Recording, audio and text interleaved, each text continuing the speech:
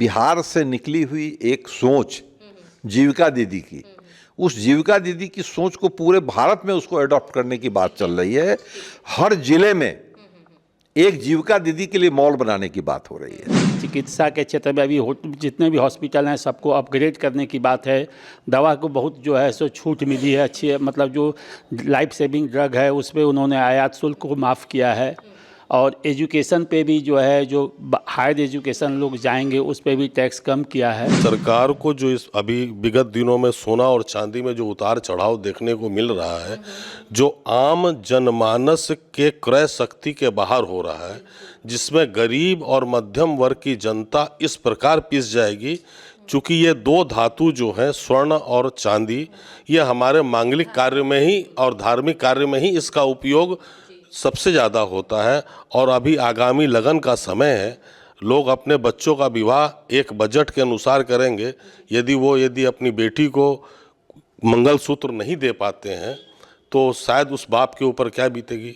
इस पेपर के खेल में इस भारत की भोली भाली जनता को बर्बाद होने से बचाने का काम सरकार को करना चाहिए। बजट अब एक ट्रेडिशन हो गया है, जो ये ट्रेडिशन नहीं होना चाहिए। जैसे हमारे पूर्व वक्ता ने भी कहा कि इम्प्लीमेंटेशन, मैं भी इस बात पर जोर देना चाहता हूँ कि जैसे सपोज करें कि शिक्षा में 2,67,000 करोड़ रुपए का बजट आया है, ठीक है ना, इस साल 26-27 के लिए।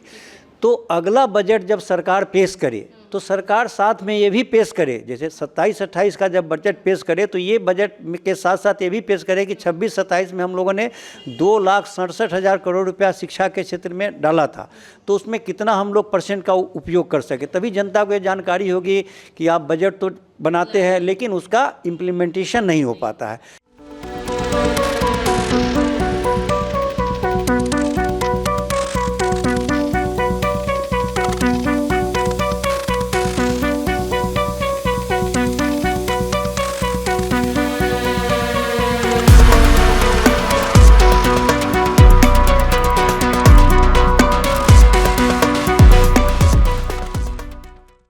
नमस्कार, फर्स्ट लुक बिहार देखना शुरू कर चुके हैं आप और मैं हूं निशा श्री। आज बजट पेश हो गया। संडे का दिन था लेकिन बजट पेश हुआ।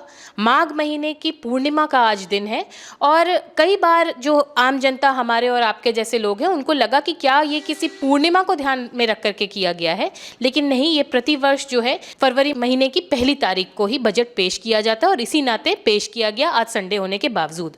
और इसी वजह से स्टॉक एक्सचेंज भी हम यानी कि हमारा जो मार्केट है वो भी आज खुला रहा। क्या कुछ था बजट में खास, बिहार को क्या मिला, ये सारे प्रश्न हमारे और आपके मन में आ रहे हैं। लेकिन बजट की जो भाषा होती है, जो संसद में पेश की जाती है, वो इतनी जटिल होती है कि हर किसी को समझ नहीं आती। हमारी समझ में भी बहुत कुछ नहीं आया, इसलिए हमने सोचा कि आज हम क्यों ना उन लोगों से बात करें जो कि बजट की दुनिया से ही डील करते हैं, यानी चैम्बर ऑफ कॉमर्स, जो हमारे उत्तर बिहार मुजफ्फरपुर के जो हमारे जिला के जो हैं चैम्बर ऑफ कॉमर्स के सदस्य, उन लोगों को बुलाया है। हमारे साथ स्टूडियो में उपस्थित हैं श्याम सुंदर भीमसेरिया जी जो कि अध्यक्ष हैं चैम्बर ऑफ कॉमर्स के, प्रमोद जजोदिया जी हैं महामंत्री, सज्जन शर्मा जी हैं जो निवर्तमान महामंत्री हैं और अरुण कुमार हैं जो कि पूर्व महामंत्री हैं। आप सबों का बहुत बहुत स्वागत है। और सबसे पहले शुरुआत करते हैं श्याम सुंदर भीमसेरिया जी, और आपसे जानना चाहेंगे, दोनों बातों को आप स्पष्ट करते हुए बात की शुरुआत कीजिए कि कई सारे लोगों के मन में आ रहा है कि माघ पूर्णिमा है इसलिए आज बजट पेश हुआ, या 1 फरवरी है इसलिए बजट। नहीं, ये 1 फरवरी बजट जो है तो पेश करने की तिथि अपने यहाँ विगत कई एक वर्षों से निर्धारित है, तो उस दृष्टिकोण से आज रविवार भी है, फिर भी 1 फरवरी होने के कारण यह बजट आज पेश किया गया है। और सब कुछ मार्केट भी आज खुला रहा। और इसके बाद जो एक सवाल आ रहा है लोगों के मन में कि बिहार के लिए क्या है। देखिए, बिहार की हम अगर बात करते हैं तो ये बिहार का कोई बजट है नहीं, ये पूरे देश का बजट है। पूरे देश का बजट है तो पहले तो हम लोग पूरे देश के परिप्रेक्ष्य में इसको देखेंगे, उसके बाद उसमें हमको बिहार को क्या मिला वो हम लोग उस विषय पर आएंगे। तो पूरे देश के स्तर पर अगर हम विचार करते हैं तो यह जो बजट है ये कोई चुनावी बजट नहीं है, कोई लोक लुभावन बजट नहीं है। ये 2047 में जो स्वप्न देखा गया है विकसित भारत का, उसके लिए एक कदम है कि 2047 में हमारा विकसित भारत कैसा होगा और विकसित भारत होने के लिए हमको किन रास्ते पर चलना है, उसको निर्धारण इस बजट से मिलता है। अगर इस बजट की खूबियों की हम लोग बात करें तो खूबियों की बात करें तो इसमें ये सरकार ने ध्यान रखा कि अभी जो विश्व के मानचित्र पर जो अमेरिका की जो मतलब टैरिफ का चल रहा है, जो उसकी हिटलर शाही चल रही है, दादागिरी जो चल रही है, उस परिप्रेक्ष्य में भारत उसको जवाब कैसे दे सकता है। तो उसके लिए जब तक हम मजबूत नहीं होंगे तब तक तो हम विश्व में अपने आप को जो है, जैसे हम आर्थिक अर्थव्यवस्था में तो चौथी महाशक्ति हो गए, लेकिन ओवरऑल भी हम चौथी शक्ति हैं विश्व की। तो ये साबित करने के लिए हमको रक्षा के क्षेत्र में मजबूत होना पड़ेगा, आर्थिक क्षेत्र में हमें मजबूत होना पड़ेगा। तो उसमें जैसे आज के बजट में रक्षा में भी हम लोगों ने बहुत अच्छा खासा बजट का एलोकेशन किया है। इसके अलावा हम लोगों ने इसकी अच्छाई अगर इस बजट की बात करें तो शिक्षा के क्षेत्र में जो पिछले साल जो बजट में जो प्रावधान किया गया था उसका दोगुना जो है इस बार शिक्षा के क्षेत्र में दिया गया है। इस बार जो है बिहार से निकली हुई एक सोच जीविका दीदी की, उस जीविका दीदी की सोच को पूरे भारत में उसको अडॉप्ट करने की बात चल रही है। हर जिले में एक जीविका दीदी के लिए मॉल बनाने की बात हो रही है। भारत की जो मातृशक्ति है उनको हर जिले में एक जो है हॉस्टल की बात हुई है कि हर जिले में एक हॉस्टल होगा।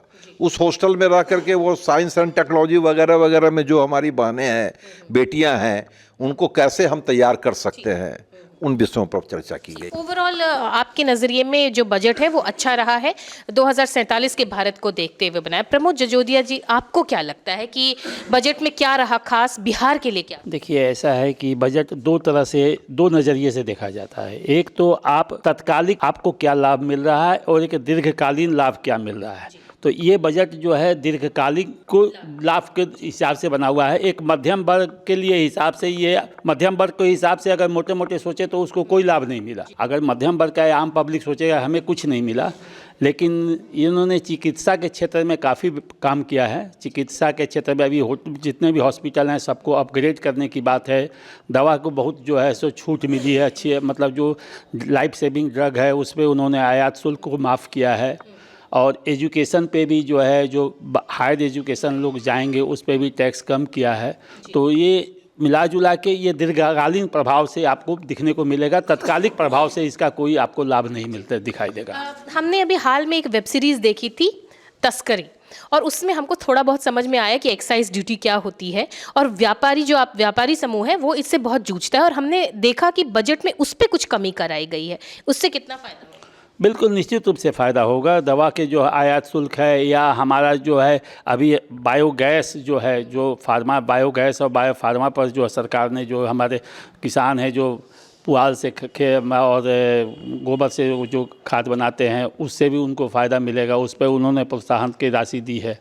तो ये निश्चित रूप से आगे आपको दिखने को मिलेगा। अरुण कुमार जी, आपके पास बढ़ते हैं और आप टेक्सटाइल बिजनेस से ही जुड़े हुए हैं और टेक्सटाइल पार्क की भी बात इसमें हुई है। क्या लगता है कितना बेनिफिशियल होगा बिहार के, क्योंकि बिहार में तसर सिल्क और बहुत सारे आर्ट एंड क्राफ्ट जो टेक्सटाइल इंडस्ट्री के हैं, अच्छा खासा बिजनेस है, कितना बेनिफिशियल होगा? देखिए, बेनिफिशियल तो होगा, लेकिन घोषणाएं होती है। अब धरातल पे वो कितना उतरता है, मतलब तब इसका लाभ मिलेगा। सिर्फ घोषणाएं भर रह जाएंगी तो लाभ नहीं मिलेगा। तो धरातल पर भी उतरनी चाहिए, माहौल ऐसा बनना चाहिए। सरकार कुछ माहौल बनाती है, लेकिन जैसे वन विंडो सिस्टम का जैसे सरकार ने बहुत पहले से नारा दे रखा है, लेकिन वन विंडो का अर्थ होता है कि एक ही सेंटर, एक ही ऑफिस में उसके जो है सारे काम हो जाए। उसको बिजली विभाग के अलग चक्कर नहीं लगाने पड़े, लोन के लिए अलग चक्कर नहीं लगाने पड़े, बहुत सारे परमिशंस होते हैं, खाना पूर्ति होती है, तो एक ही विंडो पे उसको मिले। लेकिन आज तक ये सिंगल विंडो का इम्प्लीमेंटेशन सही ढंग से नहीं हो पाया। तो ये एक समस्या है। हाँ, तो उसी परिप्रेक्ष्य में देखते हैं कि उन्होंने घोषणा की है तो बहुत स्वागत योग्य है और वाकई डेवलप होना चाहिए, क्योंकि इंडस्ट्री के दृष्टिकोण से बिहार काफ़ी पिछड़ा हुआ है। पिछड़ा नहीं मतलब कोई जगह ही नहीं है, कोई स्थान ही नहीं है पूरे देश में। आज जो भी राज्य विकसित हैं, महाराष्ट्र है, गुजरात है, एमपी है या मध्य प्रदेश है, तो वहाँ इंडस्ट्री भरा हुआ है, तभी वो आज विकसित राज्य है। हमारे यहाँ इंडस्ट्री के नाम पर एक खाना पूर्ति होती है। एक बेला छोटा सा भूभाग है जो लगभग जर्जर हो गया था, इन दिनों थोड़ा सा कुछ जो है सो हल्का फुल्का उसमें कुछ जगमगाहट हुई है, लेकिन उतने से काम नहीं चलेगा जितनी आबादी है, जितनी हमको आवश्यकता है। तो उस हिसाब से डेवलपमेंट अगर उद्योगों का होगा तभी तो सही मायने में विकास होगा ना। आपको बहुत सेटिस्फैक्ट्री नहीं लग रहा? नहीं, फुल सेटिस्फैक्ट्री नहीं है। अगर टेक्सटाइल पार्क बनता है तो आपके हिसाब से, क्योंकि आप इस इंडस्ट्री में हैं, तो क्या लगता है कि क्या हो जिससे कि आपको लगे कि कुछ अच्छा चेंज है? टेक्सटाइल में अगर रेडीमेड का अगर हम लोग अगर इसका स्कीम अगर लाते हैं, रेडीमेड के सेक्टर में अगर हम लोग बढ़ते हैं तो हमको लगता है कि अपार संभावना है। क्योंकि कपड़े बनाने के दृष्टिकोण से उसके लिए मौसम की अनुकूलता भी होनी चाहिए, रॉ मटेरियल्स भी इजी अवेलेबल होनी चाहिए। जैसे महाराष्ट्र या गुजरात में जैसे कॉटन इंडस्ट्री है, तो उसके बेसिक कॉज ये हैं कि मैक्सिमम कपास जो है सो भारत में 3 जगह ही होते हैं। आपको महाराष्ट्र है, गुजरात है और तमिलनाडु है, 3 जगह ही कपास होते हैं। और 3 जगह ही जो है सो कपड़े का जो है सो बड़ा ही बाज़ार है, वो बहुत बड़े उद्योग धंधे हैं। चूँकि यहाँ रॉ मटेरियल कपास की खेती नहीं होती है तो कॉटन इंडस्ट्री यहाँ उस ढंग से डेवलप नहीं कर सकती है। लेकिन हम लोग रॉ मटेरियल वहाँ से मंगा कर और जो है स्टिचिंग का काम करें। रेडीमेड के क्षेत्र में काफ़ी संभावना है। रेडीमेड का अगर सरकार फोकस करे स्पेशली तो रेडीमेड के क्षेत्र में हम लोग काफ़ी आगे बढ़ सकते हैं। हाँ। सज्जन शर्मा जी, आपसे जानना चाहेंगे कि ये जो नया बजट है, इससे आपको ये सब सुनकर के क्या लगा और क्या अच्छा क्या बुरा है या फिर क्या सजेस्ट? देखिए, केंद्र सरकार ने जो आज बजट प्रस्तुत किया है, इसमें 15 धार्मिक स्थलों के विकास की बात उन्होंने कही है। ये निश्चित तौर पर मील का पत्थर साबित होगा आर्थिक रूप से देश को मजबूत बनाने में। कैसे? ये सवाल हमेशा उठता है कि मंदिर से कैसे उत्थान होगा। आज जो अभी वर्तमान समय में सरकार ने 2-3 मंदिरों को कॉरिडोर बनाकर आज वहाँ जाके देखे करोड़ों की संख्या में पूरे वर्ष में वहाँ पे यात्री आते हैं। एक छोटी सी बात है, यदि आदमी कहीं भी किसी दूसरे शहर में जाता है तो वो प्रतिदिन का 1,000 रुपये कम से कम खर्च करेगा।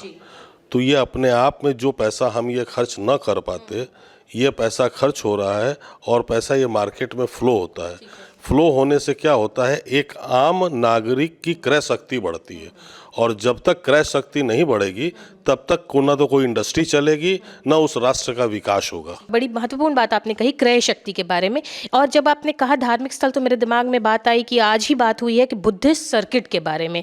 बुद्धिस्ट सर्किट में पूरा का पूरा नॉर्थ ईस्ट है, लेकिन बिहार हमारा शामिल नहीं है उसमें।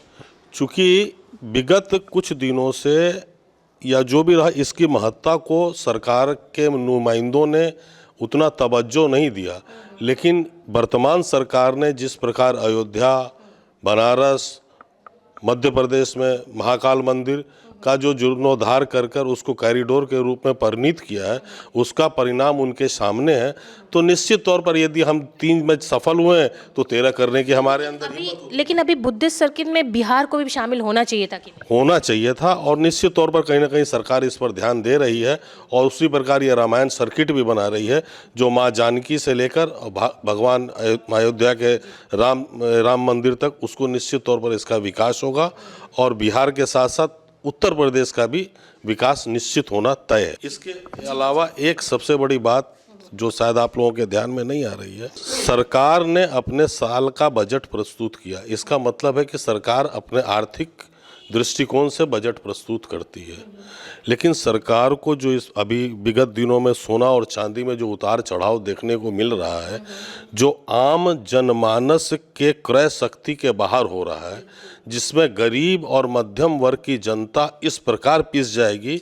चूँकि ये 2 धातु जो हैं, स्वर्ण और चांदी, ये हमारे मांगलिक कार्य में ही और धार्मिक कार्य में ही इसका उपयोग सबसे ज़्यादा होता है। और अभी आगामी लगन का समय है, लोग अपने बच्चों का विवाह एक बजट के अनुसार करेंगे। यदि अपनी बेटी को मंगलसूत्र नहीं दे पाते हैं तो शायद उस बाप के ऊपर क्या बीतेगी।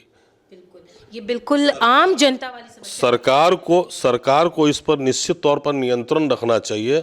सरकार को देश में जुआ खेलने की प्रवृत्ति को बंद करना चाहिए।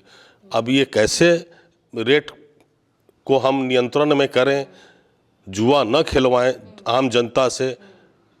3 दिन में ये हो गया कि जो 3 दिन में लखपति थे वो भिखारी हो गए। विगत दिनों में जो भिखारी थे वो करोड़पति हो गए।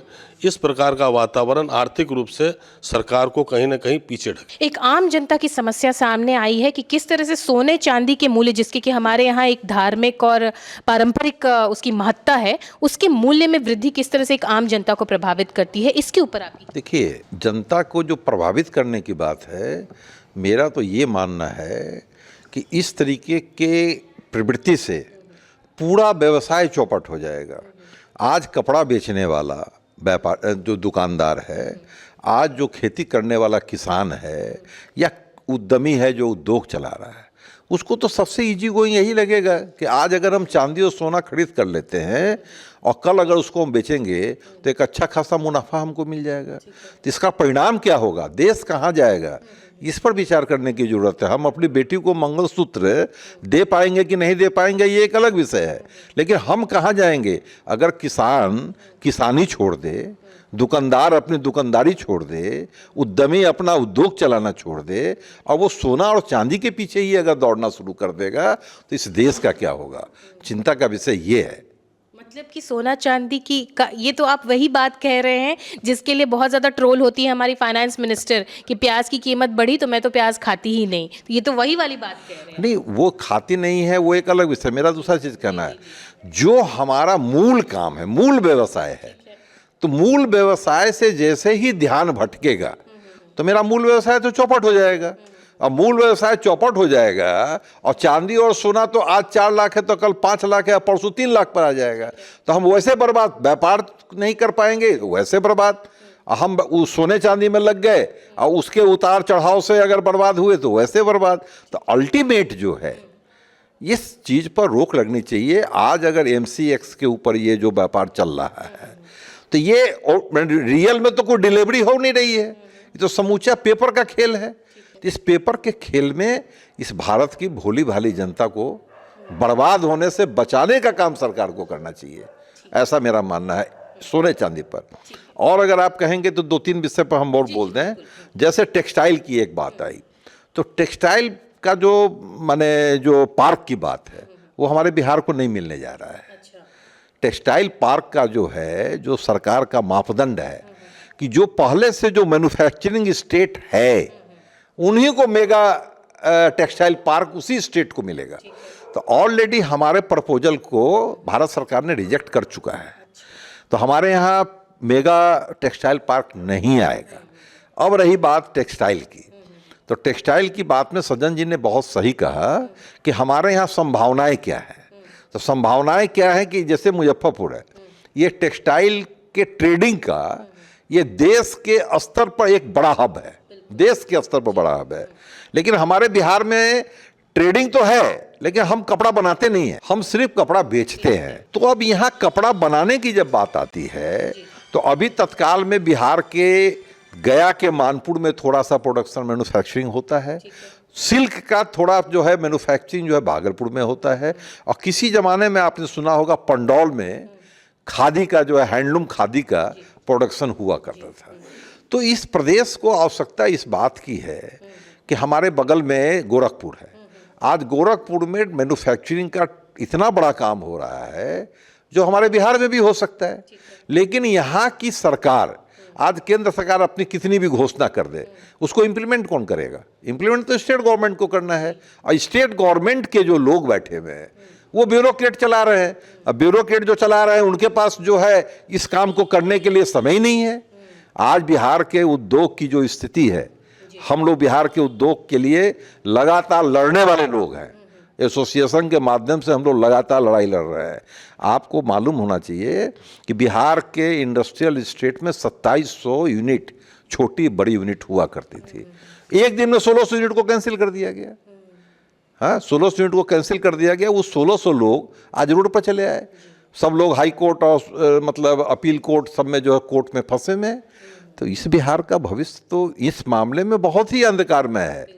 इस बिहार की चिंता करने की आवश्यकता है, और उसके लिए हम उद्यमी, व्यवसायी और साथ में आप चौथे स्तंभ के लोग, आपको भी आवाज़ उठाने की ज़रूरत है कि बिहार में हो रहा है तो क्या हो रहा है। एक बड़ी बड़ी बात हम लोग करते हैं, एक अगर अशोक लेलैंड अगर एक अपनी फैक्ट्री बैठाने के लिए एमयू करने आता है बिहार में, तो बिहार की सरकार रेड कारपेट बिछा करके उसका स्वागत करती है। 2005 में यह सरकार आई नीतीश जी की, 2005 से लेकर 2026 अभी चल रहा है। आप देखिए कि इस 25 वर्षों में, 20 वर्षों में कितना एमयू हुआ और उस एमयू के एंगेस्ट में कितनी इंडस्ट्रीज आई, ये देखने का विश्लेषण करने का विषय। तो अभी जब ये बात चल ही गई है तो मैं एक और बात आपसे पूछ लेना चाहती हूँ कि ये पटना में और वाराणसी में मरीन ट्रेनिंग यानी शिपिंग रिपेयरिंग के लिए जो है वो एक ट्रेनिंग इंस्टीट्यूट खोलने की बात हुई है, ये कितना फ़ायदा करने वाला है? वो एक तो फूड प्रोसेसिंग में आई है एक बात, तो ये तो पिछले बजट में भी आई थी, लेकिन आज तक नहीं कर सके। यही तो दुर्भाग्य, यही तो मेरा जो है रोष का कारण यही है कि आपने पिछले बजट में सुना होगा मखाना बोर्ड का गठन होगा बिहार में, क्या हुआ? आज 1 साल बीत गया, फिर आप इस बजट में भी मखाना बोर्ड की बात कर रहे हैं। आपने जो फूड प्रोसेसिंग में जो इंस्टीट्यूट खोलने की बात की कि उससे पूरा उत्तर भारत उससे लाभान्वित होगा, तो पिछले बजट में भी था, इस बजट में भी है। आपने नया नहीं, कोसी बैरेज का पिछले बजट में भी बात किया, आज भी बात कर रहे हैं। तो आप तो साल भर तो बात ही कर रहे हैं, 1 साल बिता दिया बात ही करने में आपने। तो इसका इम्प्लीमेंटेशन कौन करेगा? केंद्र सरकार करेगी कि राज्य सरकार करेगी? और फिर जिस सरकार को भी करना है उसको करना चाहिए। अच्छा, एक सवाल फिर ये भी आपसे हो जाएगा कि बुद्धिस्ट सर्किट में पूरा नॉर्थ ईस्ट 7 सिस्टर्स इंक्लूडेड हैं, लेकिन नॉर्थ बिहार जहाँ पे बुद्ध की धरती माना जाता है, नॉर्थ बिहार को भी इसको शामिल नहीं किया गया। देखिए, बुद्ध सर्किट में अपने नॉर्थ बिहार में बहुत छोटा सा हिस्सा मेरे ख्याल से बुद्ध सर्किट में आता है, बहुत बड़ा हिस्सा आता नहीं है। जैसे कि मान लीजिए बुद्ध सर्किट में आपको कुशीनगर का इलाका जो है वो बुद्ध सर्किट में आता ही है, और अपने यहाँ अगर आप आइएगा तो नॉर्थ बिहार में कहाँ बुद्ध सर्किट से कहाँ जोड़ेंगे? वैशाली, बस, और तो कुछ है नहीं। इसीलिए इसको नहीं जोड़ा, इसीलिए बहुत विशेष नहीं है यहाँ। जैसे कि जो सज्जन जी ने कहा कि रामायण सर्किट की बात हुई है, रामायण मंदिर इतना बड़ा बन रहा है चंपारण में, तो रामायण मंदिर की बात हो रही है।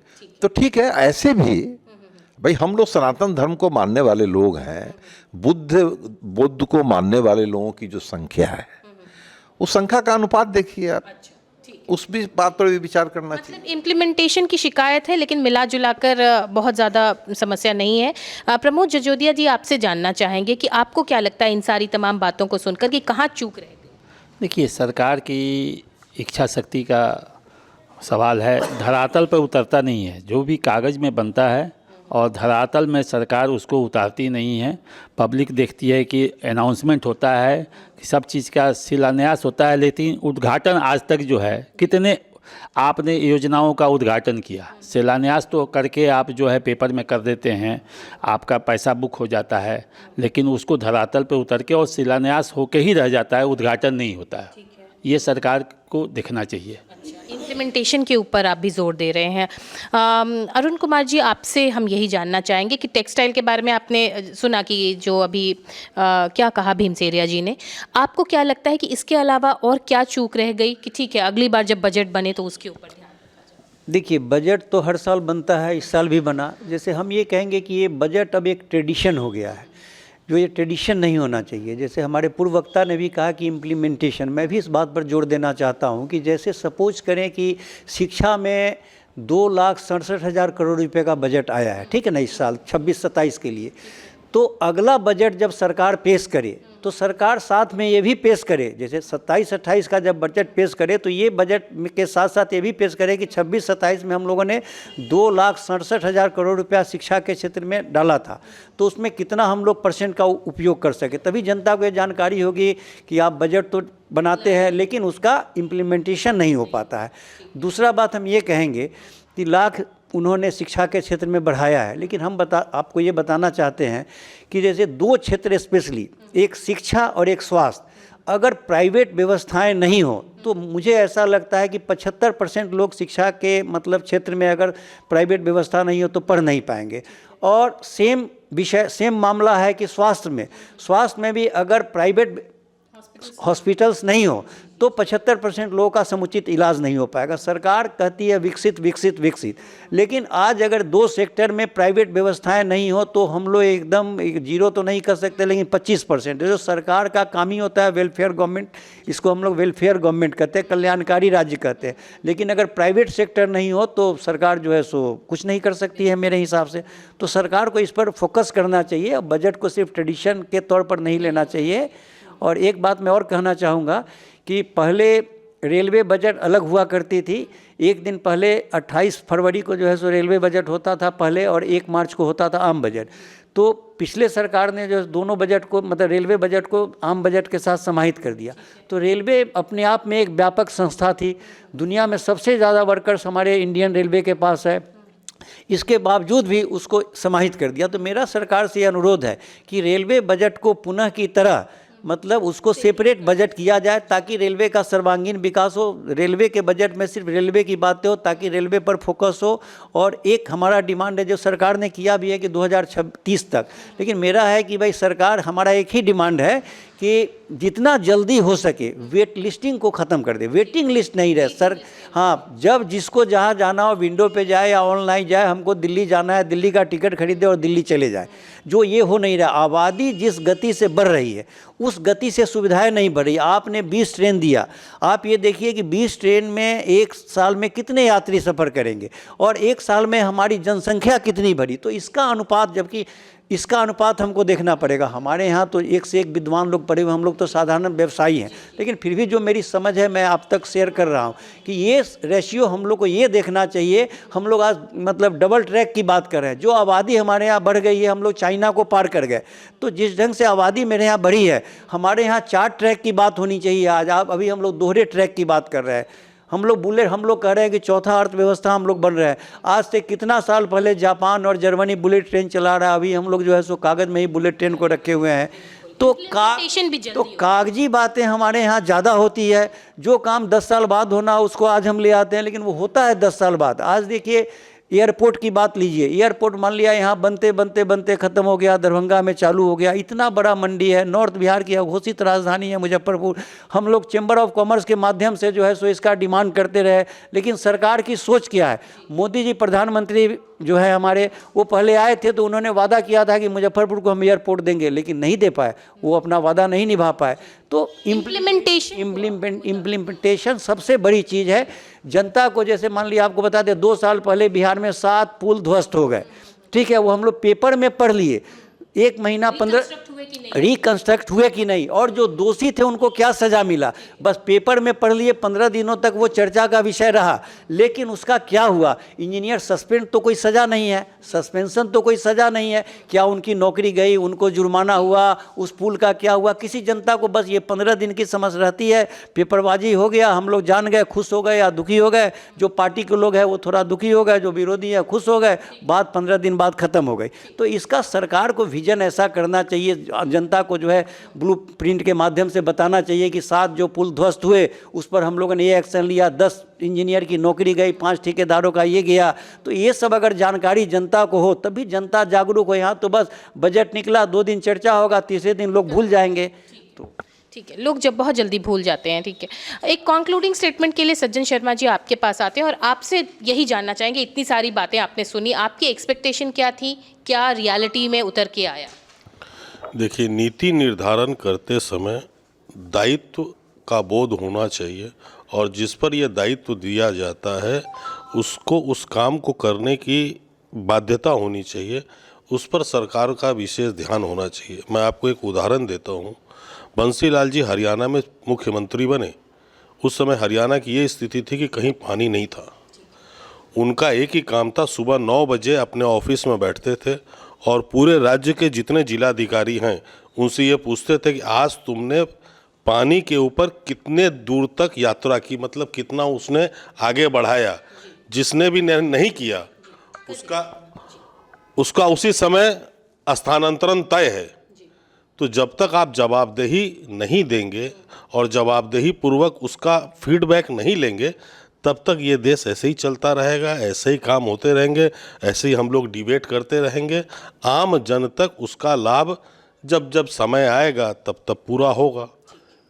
आज 20 साल हो गया। एक मुजफ्फरपुर में चनवाड़ा पुल, हर बार मुख्यमंत्री आते हैं, घोषणा कर देते हैं कि अगले 3 महीने में होगा। 3 बार तो हो चुका, अभी तक तो यात्री माने जनता को उसका लाभ नहीं मिला। तो ये तमाम बातें जो अभी निकल के आई हैं आज के बजट को लेकर के कि सब कुछ ठीक है कागज़ पर, लेकिन तभी उसका असर दिखाया जाएगा जब इम्प्लीमेंटेशन होगा, और इम्प्लीमेंटेशन के बाद फीडबैक अगर लिया जाएगा तभी पता चल जाएगा कि हमने जो भी योजनाएं बनाई वो कितना ज़्यादा ज़मीन पर उतर पाया है। तो इन तमाम बातों को हमारे सामने रखने के लिए और बजट को इतनी सरल भाषा में हमारे दर्शकों को समझाने के लिए आप सबों का बहुत बहुत धन्यवाद। और इस डिबेट को यहीं पर देते हैं विराम। आपको कैसा लगा इस बजट को सुनने के बाद इस कमेंट में हमें ज़रूर बताइएगा। अभी के लिए दीजिए इजाज़त। आप देख रहे थे फर्स्ट लुक बिहार। धन्यवाद।